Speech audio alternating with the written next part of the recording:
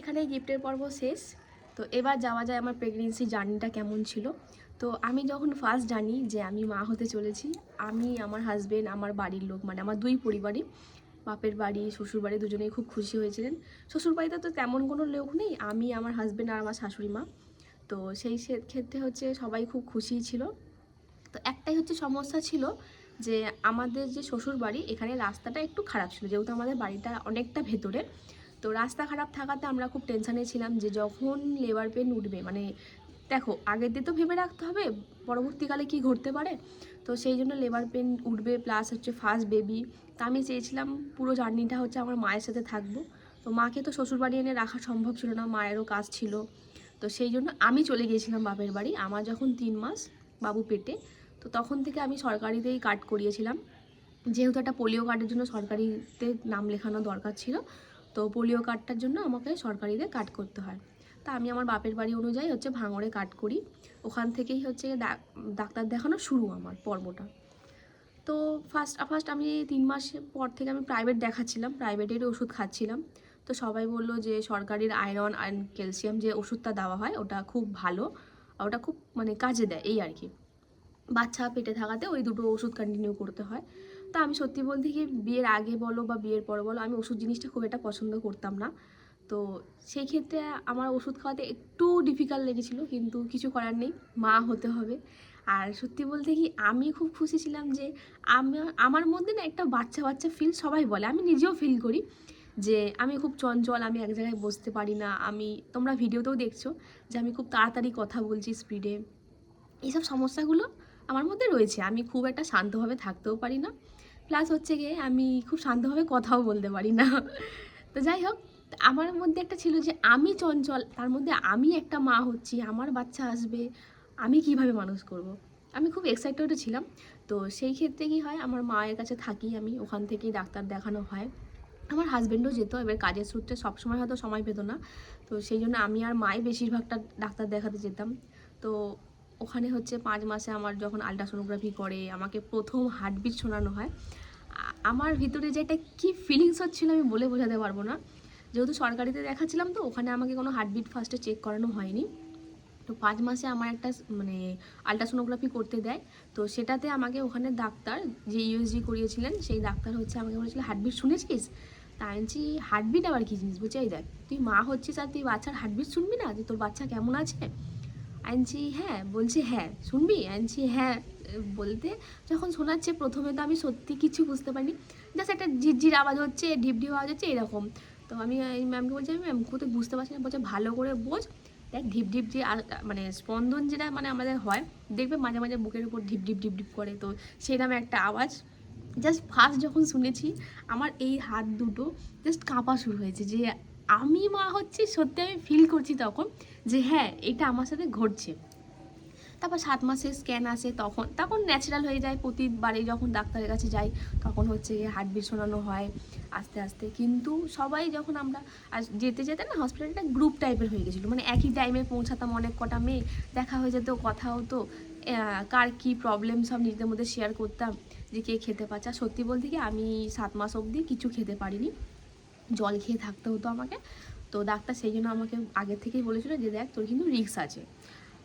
Risk এই জন্যই যে আমি যেহেতু কিছু খেতে পাচ্ছি না, হজম করতে পারছি না, খালি পেটে ওষুধ খেয়ে নিচ্ছি, তো এটাতে আমার একটু রিস্ক ছিল। আর আমি খেতে পারছি না বলা ভুল, মানে খেতাম জোর করে হলেও কিন্তু বমি হয়ে যেত সঙ্গে সঙ্গে, জল খেতাম জলটাও পর্যন্ত বমি হয়ে যেত। তো ডাক্তার বলতো অল্প অল্প খা কিন্তু বারে বারে। তো এইভাবেই চললো আমার 7 মাস। 7 মাসের পর ডাক্তার যখন দেখলো যে আমার বেবির কোনো গ্রোথ করছে না, মানে ওয়েট বাড়ছে না, আমার নিজের ওজন বাড়ছে না বরং কমছে, প্রেশার ফল্ট করছে, আর খুব টেনশন হতো এই নিয়ে আমার। তো টেনশনও করতাম, ডাক্তার বলতো টেনশন করবি না, টেনশন করলে এইগুলো হয়।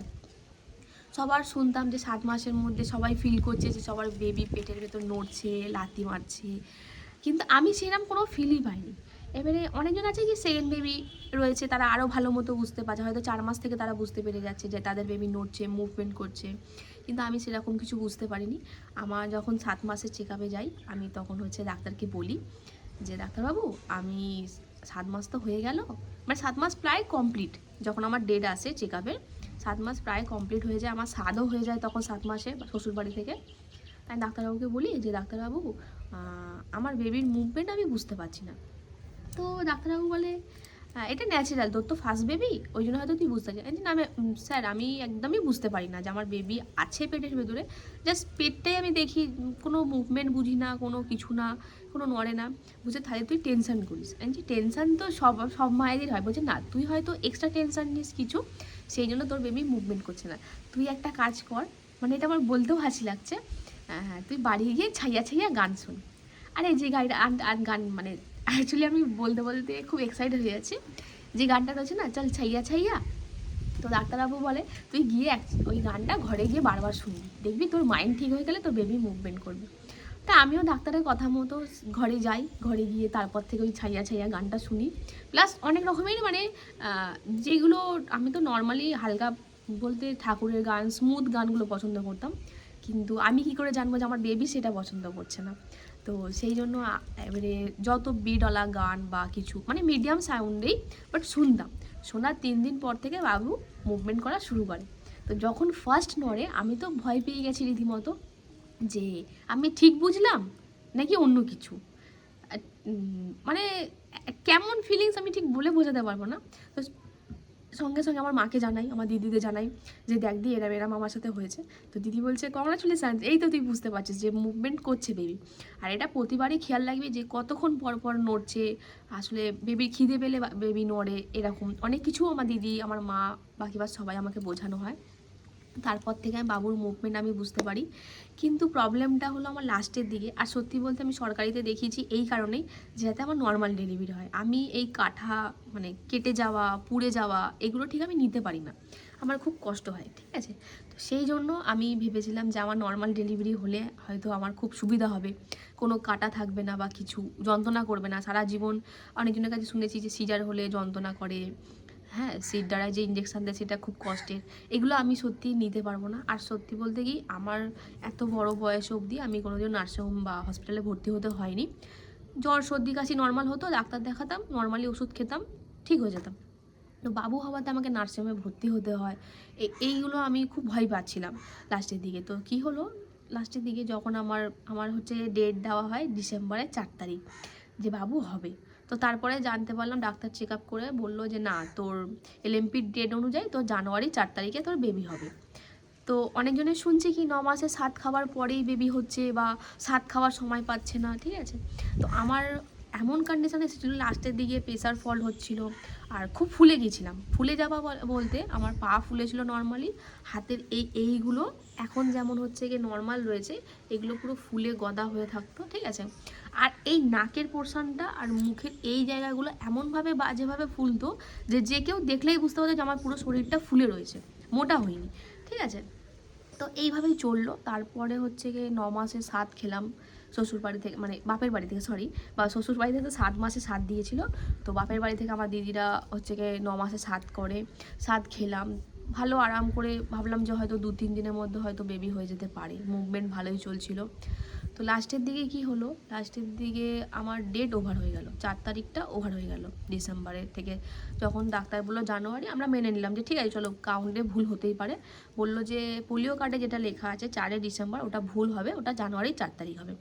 জানুয়ারির 4 তারিখেও দেখলাম আমার চেক আপ ছিল, কিন্তু গেলাম, বললো চেক আপ করলো যেমনভাবে অ্যাকচুয়ালি ডাক্তাররা করে, আমাকে লেবার রুমে নিয়ে গিয়ে চেক আপ টেক আপ করে বললো যে তোর বাচ্চা এখনও পজিশানে আসেনি, তোর দেরি আছে।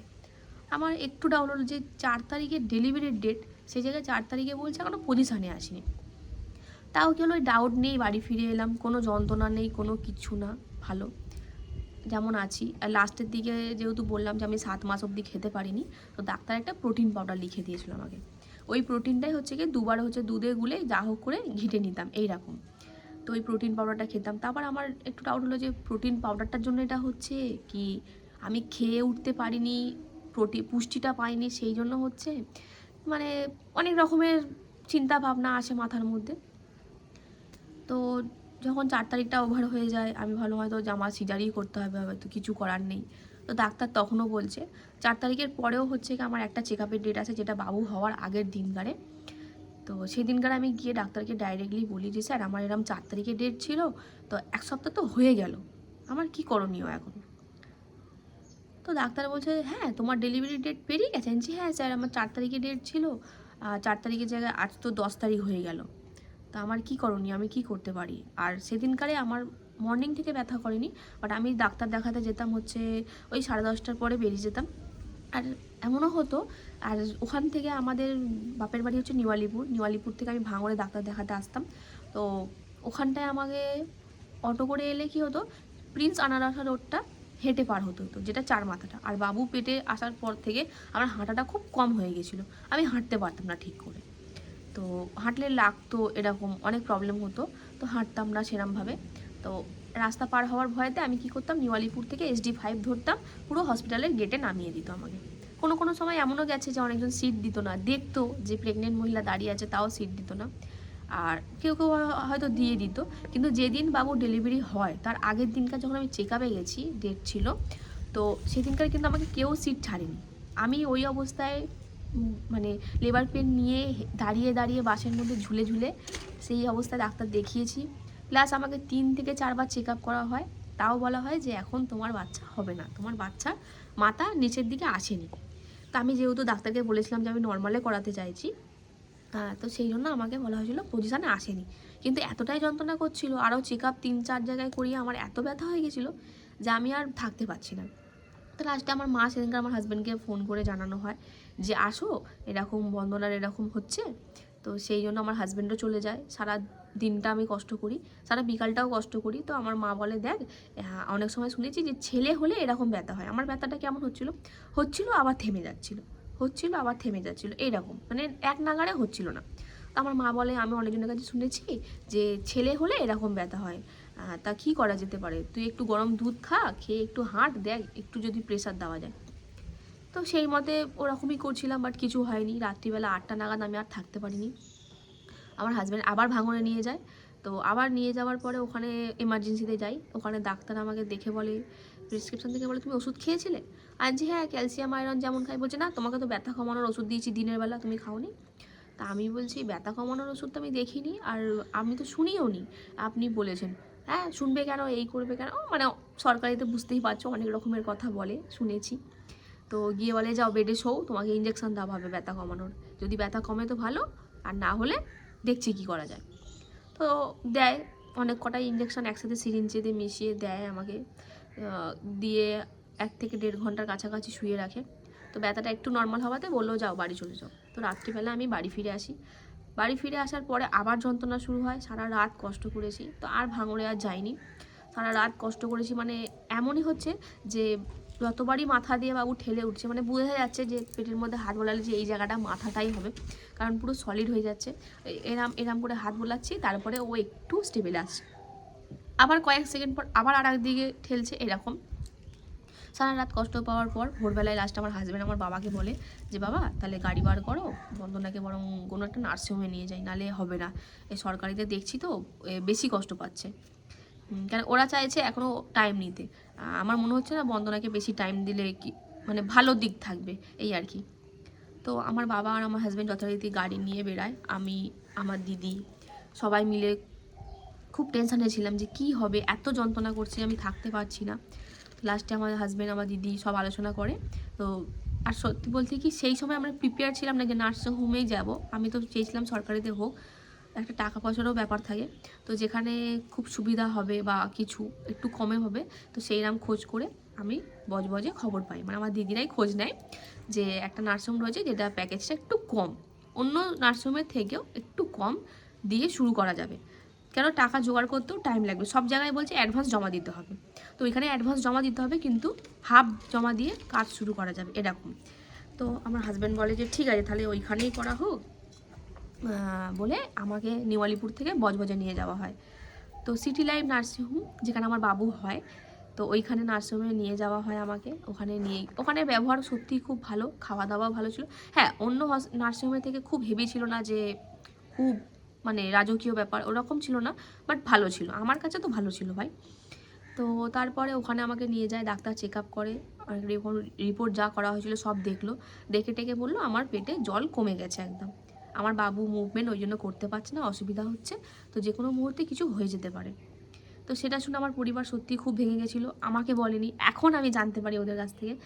আর সবার মুখ দেখে আমি বুঝতেই পারছি যে কিছু হচ্ছে, আমার নিজের মধ্যে টেনশান রয়েছে, প্লাস হচ্ছে ওদের মুখ দেখে আমি বুঝতে পারছি। কিন্তু সবাই মিলে, আমার দিদি, আমার মা, দাদা, আমার হাজব্যান্ড, সবাই সান্ত্বনা দিচ্ছে, কিচ্ছু হবে না, দেখবি তুই সুস্থ সন্তান নিয়ে বাড়ি ফিরে যাবি।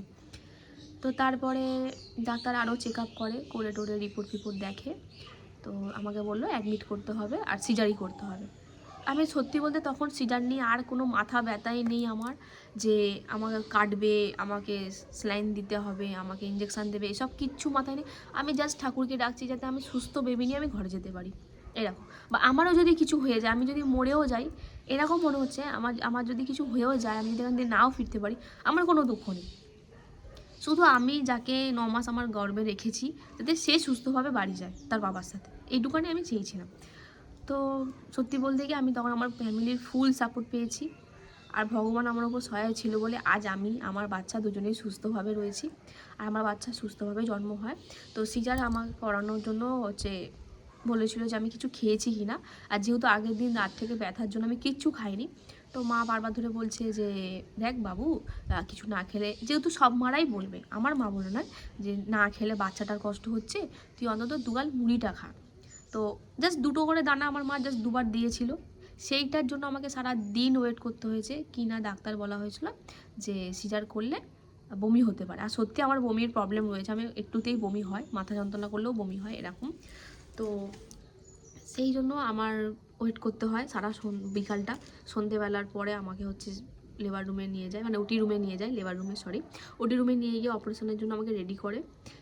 তো ডাক্তাররা আমাকে ইঞ্জেকশানও দেয়, ইঞ্জেকশান দেওয়ার পরে যখন বেডে শুয়ে দেয়, তো আমাকে ডাক্তাররা যেমন প্রশ্ন করে যে কারোর অ্যালার্জি আছে কি না, বা নিঃশ্বাস নিতে প্রবলেম হয় কি না, তো আমার কোনো সমস্যা ছিল না, তো সেইগুলো সেই মতেই বলেছিলাম। তো তারপরে যখন আমার সিজার শুরু হয়, তারপরে আমার হঠাৎ করে নিঃশ্বাস নিতে কষ্ট হয়, আমাকে অক্সিজেন দিতে হয়। হ্যাঁ, এমনকি আমার এতটা পরিমাণে কাঁপুনি এসে গেছিলো যে আমাকে মিনিমাম 12 থেকে 13খানা কম্বল চাপা দেওয়া হয়েছিল, যেহেতু নিচের পোর্শনে কাজ চলছে। পেটের ওপর থেকে আমার কান ফান চেপে দিয়েছে কম্বল, কালো কম্বল দিয়ে, যেটা হসপিটালে থাকে আর কি, সেইটাতেও মানেনি, পুরো বেড কেঁপে যাচ্ছে, এরকম একটা ব্যাপার। এমনকি আমার ইঞ্জেকশান যেটা দেওয়া হয়েছিল, সেই ইঞ্জেকশানের ডোজটাও একটু কমে এসেছিলো আমার শরীরের ক্ষেত্রে, জানি না কেন, কারোর সাথে হয় কি না। আমার যখন পেট কাটছিল আমি সেটাও বুঝতে পেরেছি, বাবুকে যখন বার করছে আমি সেটাও বুঝতে পেরেছি, এমনকি বাবু আমার বুকের ওপর দিকের পোর্শনে উঠে গিয়েছিল, তো ওটাতেও অনেক কষ্ট করে ডাক্তারের ডেলিভারি করে, অনেক রিস্ক নিয়ে। হ্যাঁ, এটাতে বলেই দিয়েছিল যে অনেকটা লাইফ রিস্ক থাকতে পারে, তো তাতেও আমি ভয় পাইনি। আমি শুধু চেয়েছি আমার সন্তান সুস্থভাবে জন্ম নিক, সেটা ছেলে হোক অথবা মেয়ে। আমি আমার হাজব্যান্ড কোনোদিনও বলিনি যে আমাদের ছেলেই চাই বা মেয়ে চাই, আমরা শুধু চেয়েছিলাম যাদের যেটা হবে ভালো মতো সুস্থভাবে হোক।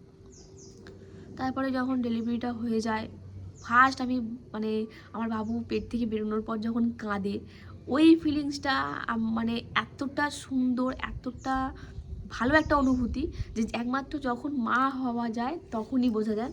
আমি বেবি হতে অনেকজনের দেখেছি, মানে বেবি হওয়ার পরে বেবিকে যখন আশ্রম থেকে বের করে, মানে রুম থেকে বের করে ফার্স্ট ফ্যামিলিদের দেখানো হয়, সেরকমও দেখেছি। আমার দিদির ছেলে যখন হয়েছিল, আমার বাবু, বড় বাবু যখন হয় তখন সেটা আমরা দেখি। বাট আজ ওই যে ডেলিভারি হওয়ার পর যে বেবির কান্না, সেটা যখন ফিল করি আমি, যে হ্যাঁ আমি মা হয়েছি, প্লাস আমি যেটা চেয়েছিলাম যে আমার বাচ্চা সুস্থভাবে জন্ম নিক, সেটা হয়েছে।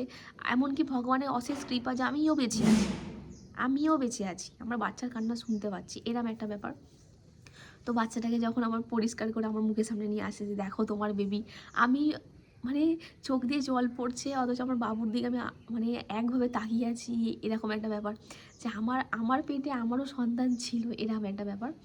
তো তারপরে দেখানো হয় যে ছেলে হয়েছে কি মেয়ে হয়েছে, আমি সেন্সে আছে কি না সেই জন্য আমাকে ডাক্তার ডাইরেক্ট বলেনি ছেলে হয়েছে কি মেয়ে হয়েছে, জাস্ট ওই পোর্শনটা টাওয়ালটা সরিয়ে বলছে দেখো তোমার কী হয়েছে। তো আমি তো তখন জ্ঞানে ছিলাম, আমি বলছি ছেলে হয়েছে, ডাক্তাররা কনফার্ম হয় যে হ্যাঁ ঠিক আছে। আমি তো যেহেতু অনেক আমাদের একটু বললাম যে একটু ক্রিটিক্যাল ছিল, তা আমাকে 2 থেকে 3 ঘন্টা হচ্ছে আইসিইউতে রাখা হয়। প্লাস আমার হওয়ার পরে আমার বেবিকে কিন্তু আমার কাছে দেওয়া হয়নি, একটু প্রবলেম ছিল বলে বলেছিল 3 দিন ভেন্টিলেশনে রাখবে, মানে সরি